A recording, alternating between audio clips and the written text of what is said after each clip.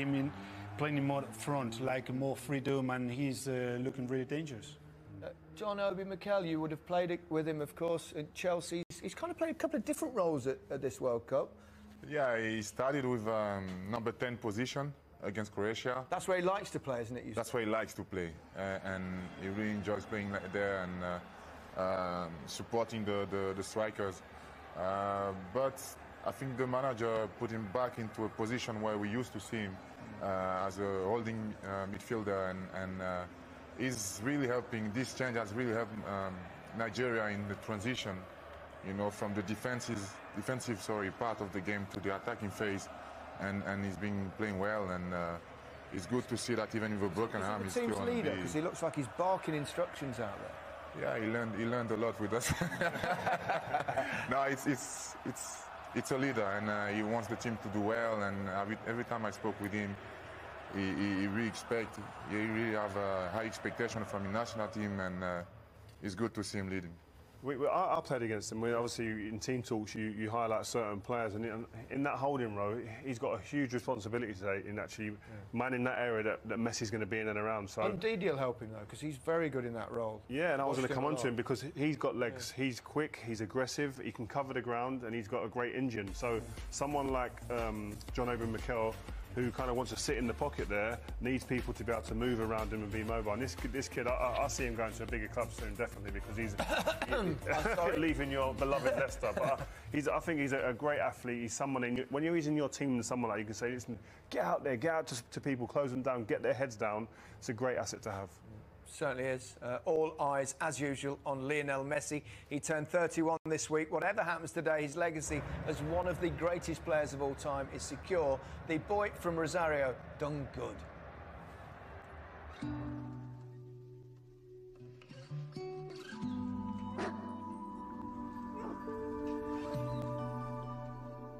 ¿Cómo lo conocí? Tengo recuerdos muy tempranos así como de estar jugando en la puerta de mi casa, o cumpleaños de él, o cumpleaños míos en mi casa. Está ahí atrás, por ahí atrás con la madre. ¿Es el que está con el gorrito? Ajá. Esta es de un acto en el colegio, un acto que nos disfrazamos. Me acuerdo que él estaba de caracol. La primera vez que dormíamos afuera de casa, que nos llevaron con todo el grupo de preescolar a dormir al colegio.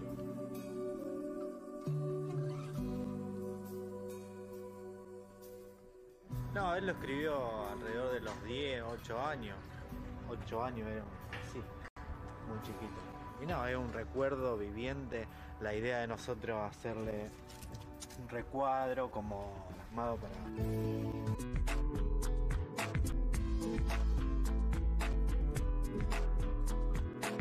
Lo conocí en Malvinas. Malvinas es uno de las sucursales que tiene Newell en cuanto al fútbol infantil. Y lo empecé a ver ahí, en algunos partidos que no lo dirigía yo, una pulga dando vueltas por el medio de la cancha. Y ahí lo conocí. Recuerdo a Leo y Newell con una bicicletería, porque él, cada torneo que jugaban por bicicleta, y todos los fines de semana venía con una bicicleta nueva. Él hacía lo mismo cuando tenía 12 años que lo que está haciendo ahora, ¿no?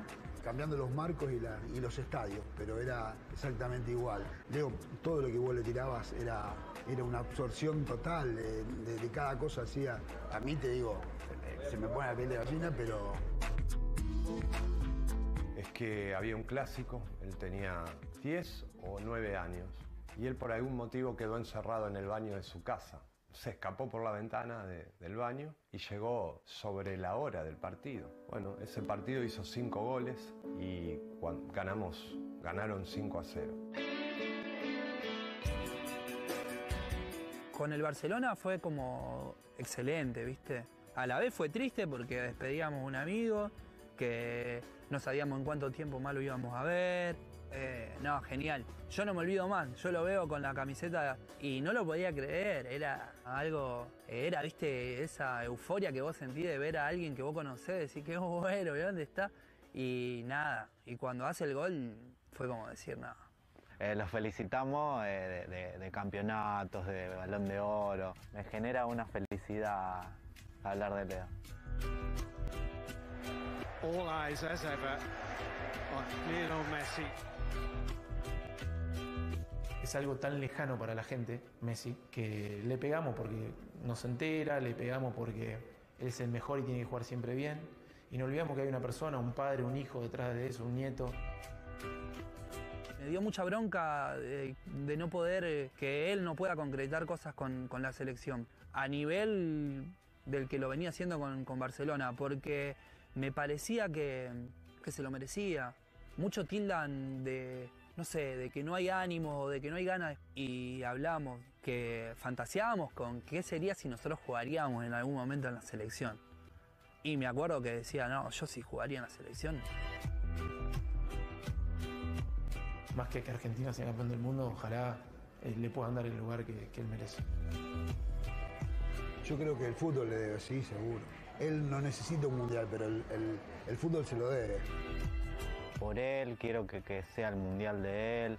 Incluso no va a ser una alegría solamente en Argentina, es una alegría global de que él pueda consagrarse con el título máximo. Extraordinary footballer, extraordinary person. You've known him for a long time. Incredible. Interesting images, and when people sometimes say it's not really about natural ability, when you see him, that's more how good. When did you first get to Lovely stuff, lads. Well done. You know, looking at those clips, I choose. It reminds me when I met him for the first time. You know, we were preparing the tournament under 20 to play in Holland, and we've been told by the manager that he was looking to bring him for some training session, and all the players, we didn't know him because he left Argentina when he was only 12 or 13 years old. So the first time we met him, the first training session, we went, wow. We're looking at each other saying, he's really good. On his shoulders as the greatest player. But I think his biggest pressure, we were talking about before, his biggest pressure is the man in the stadium watching him. It's Diego Maradona. That's the biggest pressure he's got. Do you think he really needs to have to win a World Cup to prove greatness? No. Because otherwise... No. I argue with my friends all the time about it. Yeah, I argue with my friends. It's joyous to watch. I look at it like this.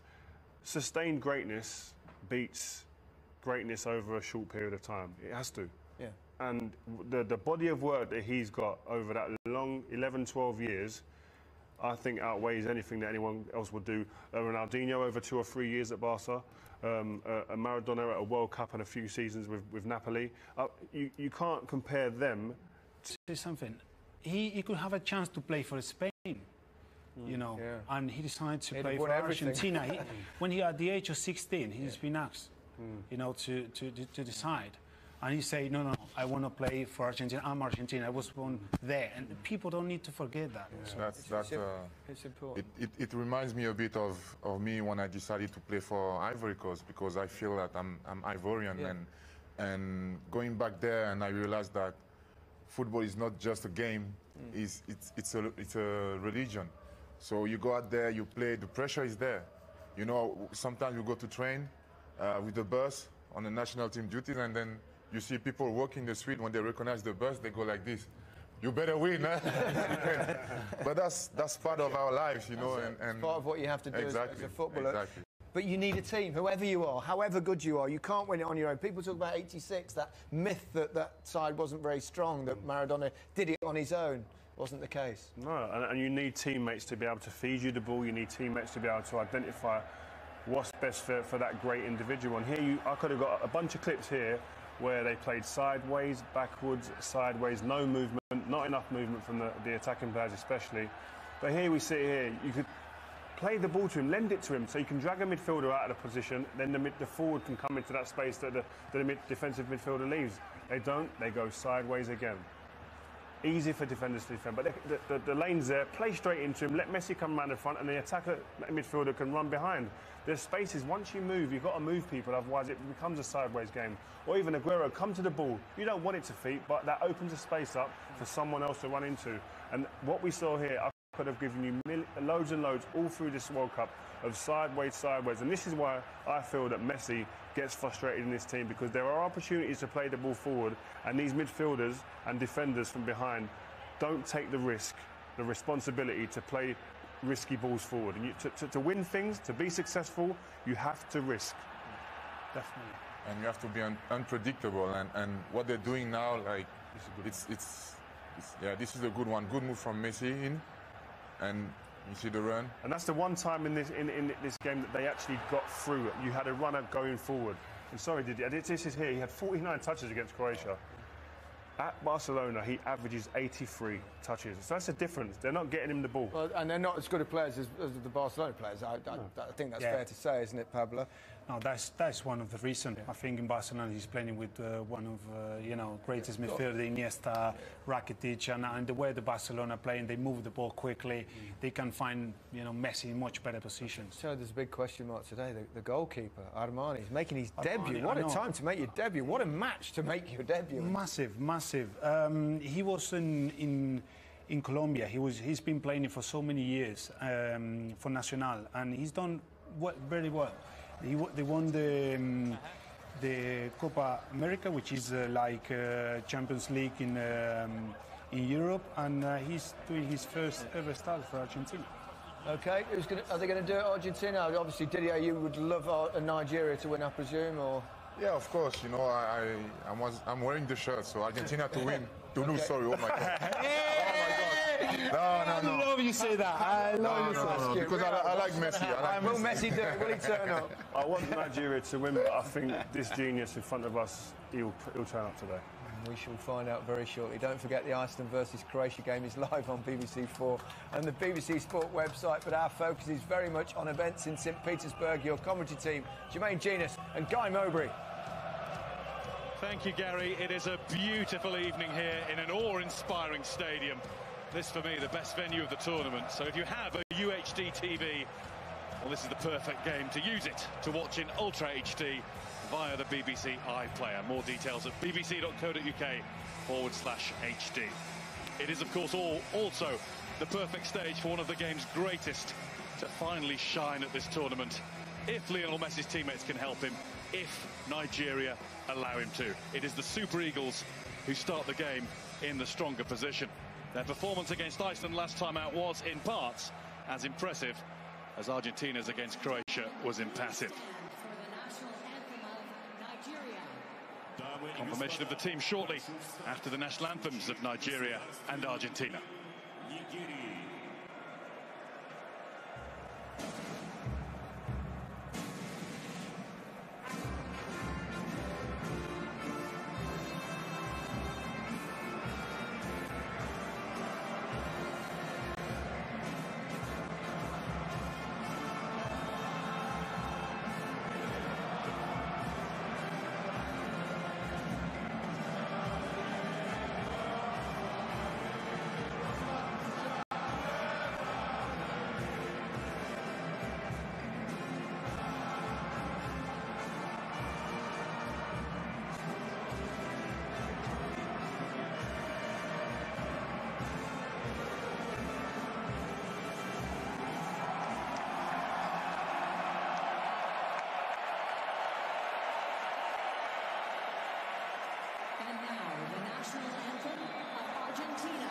Государственный гимн Аргентины.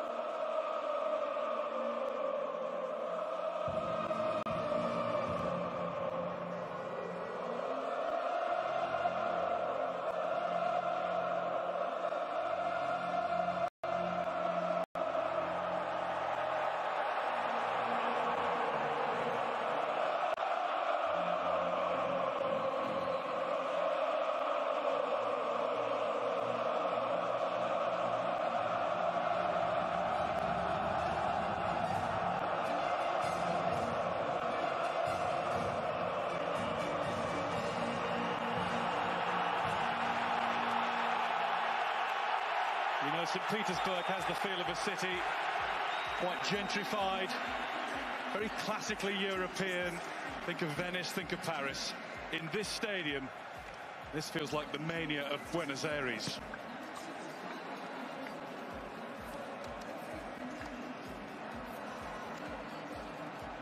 take a look at the Nigeria side. It is the same 11 and the same 3-5-2 formation as against Iceland, in which the back three of William Troost-Ekong, Brighton-bound Leon Balogun and Kenneth Omero formed a tight unit. Left wing back Brian Idowu is a local St Petersburg born to Nigerian parents, and there are English league links to the rest of the team. Victor Moses, Wilfred Ndidi, new Stoke signing Ogenakaro Etebo, Kelechi Iheanacho and Ahmed Musa. 2 goals against Iceland, 2 against Argentina at the last World Cup, only 2 in the Premier League in total for Leicester City.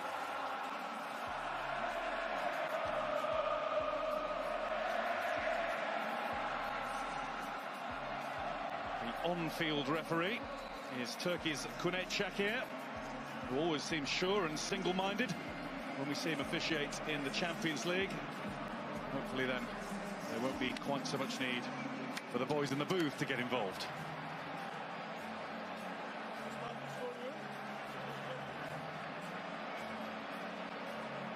I'm sure they will. When they do, all suited and booted back in Moscow. That team is led by another experienced pro, Italy's Daniele Ossato.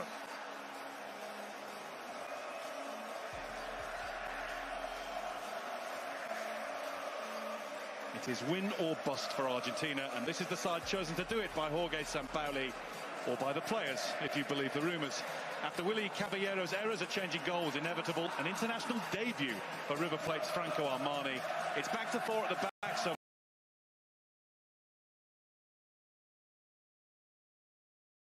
midfield on the left side of attack, and there is a first World Cup start for the creative Eva Banega, and Gonzalo Higuain has claimed the striker spot from Sergio Aguero. Higuain has gone 10 international appearances without a goal.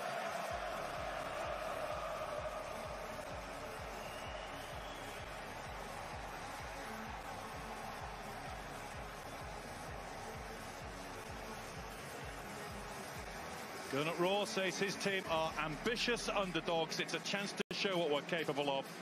For Jorge Sampaoli, he said the World Cup begins for us with the first of 5 finals.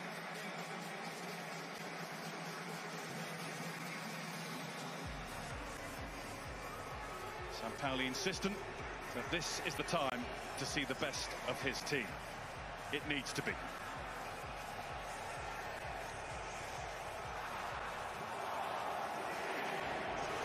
It is the start of a game which definitely for one and possibly both of these teams will be the end of their World Cup. Nigeria may well have to win, Argentina must. And in 4 previous World Cup meetings between these nations, they have. Jermaine Genius is alongside me. Jermaine, if crowd support is anything to go by, Argentina are clear favourites.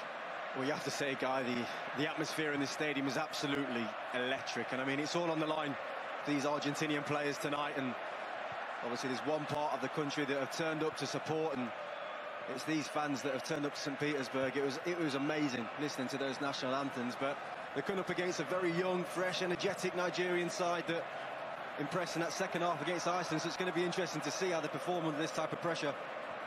Argentina in their classic colours. Nigeria, yes, in green, but it's not the snazzy version that's been flying off the shelves that they beat Iceland wearing.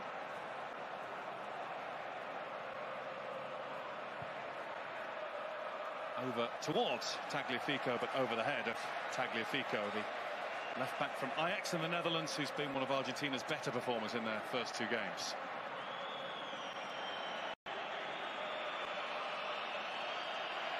Gernot Rohr feels his team are ahead of schedule. He thought they'd be here just to learn, and that they'll be more ready in 2022.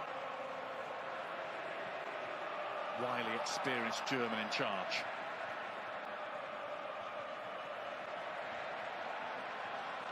Brian Idowu.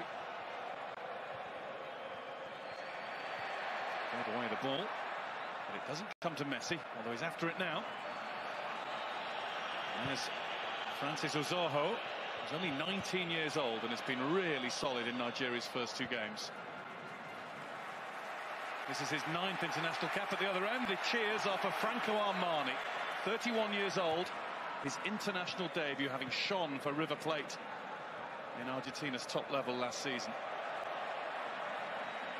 I'll tell you what's interesting already from Argentina's point of view, guys. Messi's position. Yes, we know he likes to drift, and he tends to go and play exactly where he wants to play, which I think is the right decision. But already he seems to be hugging that right side of touchline, which he played in the early stage of his career for Barcelona, which allows Di Maria to obviously join up with Higuain as well. There is Messi. And it's an inauspicious first bit of possession of the ball for him, because he's given away possession in the form of a Nigeria throw. Well, they've got the ball to him, and that's going to be key tonight. And I think that's why it's brilliant that Benega's in the squad. He's that creative player that can add that little bit of flair, get on the ball, make sure the top players in the side have the ball when they need it. And it's up to Etebo and Ndidi to stop that happening. One thing those two will do is work all night. Etebo in particular, full of energy in the last game against Iceland.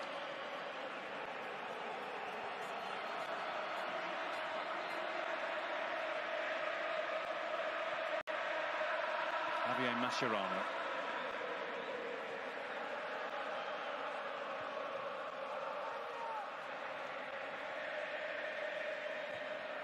Going forward by Otamendi, but it's all the way through to Ozoho. Keeper made his debut against Argentina in November. That's as recently as these two nations met. 4-2 win for Nigeria in Russia and Krasnodar. And they came back from 2-0 down to win. 2 goals for Alex Iwobi in that. Only on the bench again for this one, the Arsenal man. There's no Messi that day, though, I hear. No Messi, then.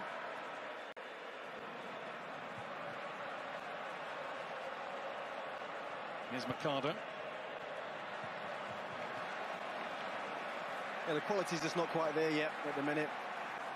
A straight ball and overhit pass from Otamendi. Rojo's hit one out of play, and now Mercado's taking part as well. I think the intent was right. It's a good run from Higuain, but they just need to settle down. You can understand the emotions of obviously the game, and there's so many fans here, but they just need to calm down and get a few shorter passes in Argentina.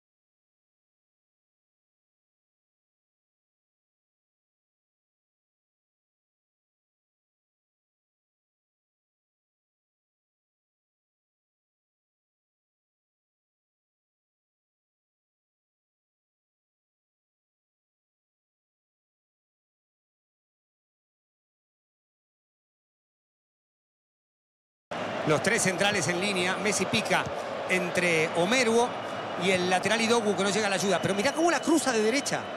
Bueno, es Messi, ¿no? No, excelente, excelente. Golazo, no hay más para decir.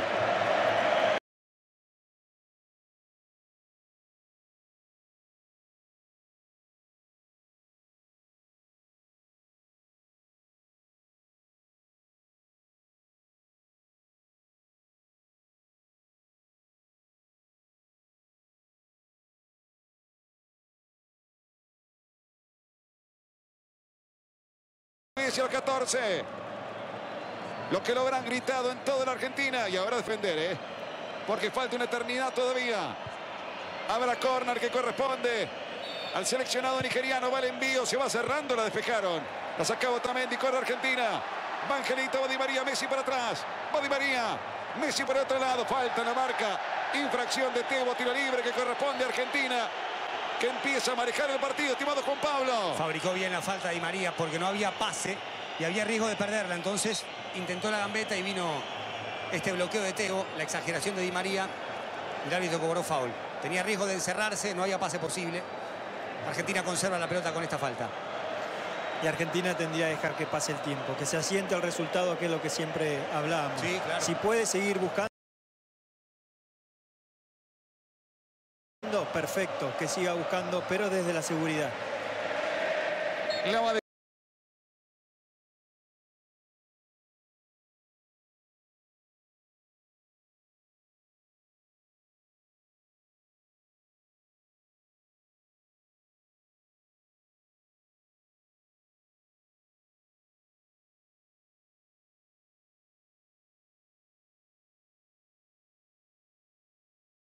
La toma Marquitos.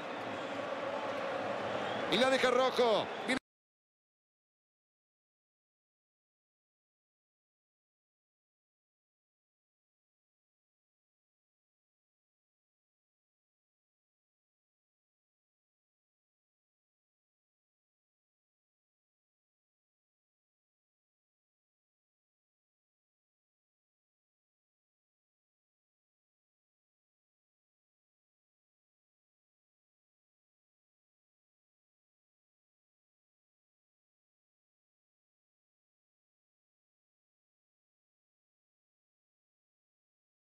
De Leo Messi. Hermosa.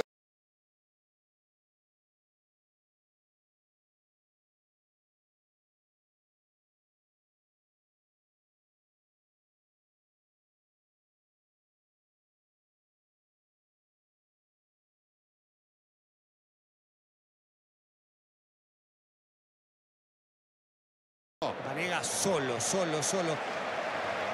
Otamendi. Ahí está.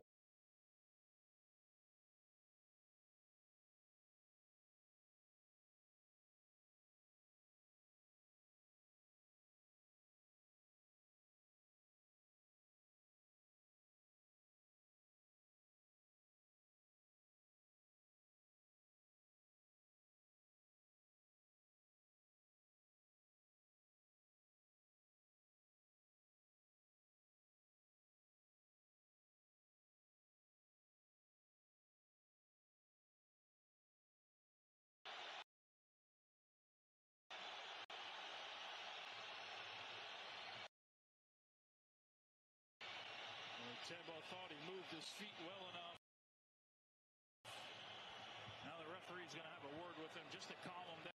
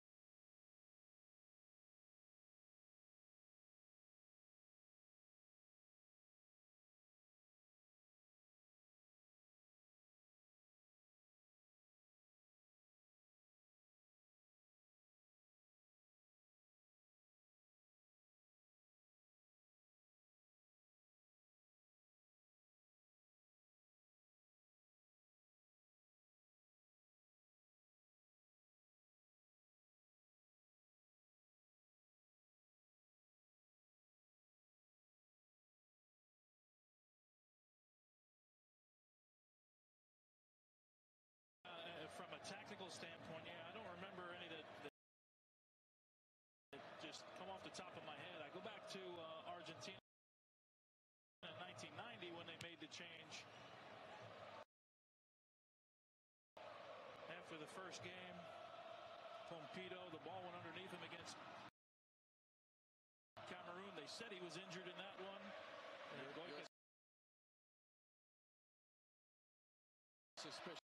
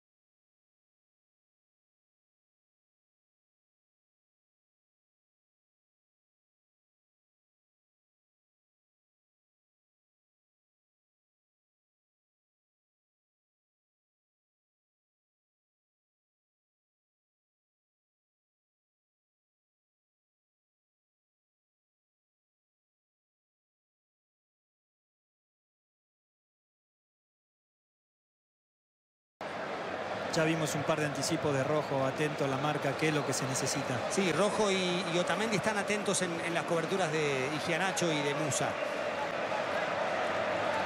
El lateral lo va a hacer Tagliafico. Le va a meter Tagliafico, 26 minutos. Gana Argentina 1-0 el gol. El golazo de Leo Messi a los 14. Para la esperanza, para el sueño argentino. Falta muchísimo. Tagliafico.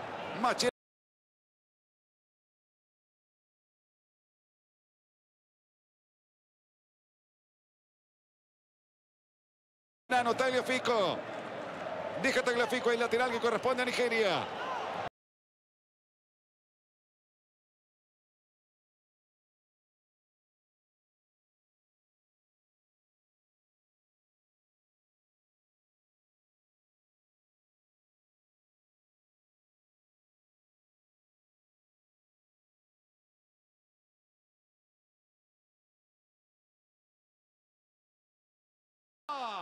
De Usoju.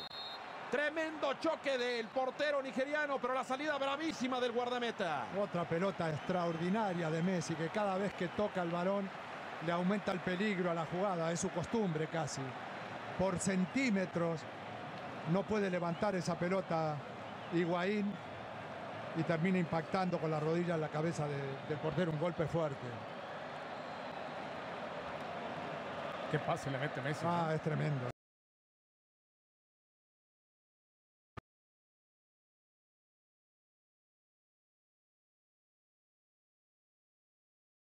Lo de Messi es impresionante. Tremendo. Sí. Y cuestión de centímetros para que Higuaín llegara a esa pelota. Se le alarga un poquitito nada más. Le faltó un paso. Nada más. Le faltó un paso. Luego el choque es absolutamente accidental, ¿eh? Este es el quinto gol de Messi en las Copas del Mundo.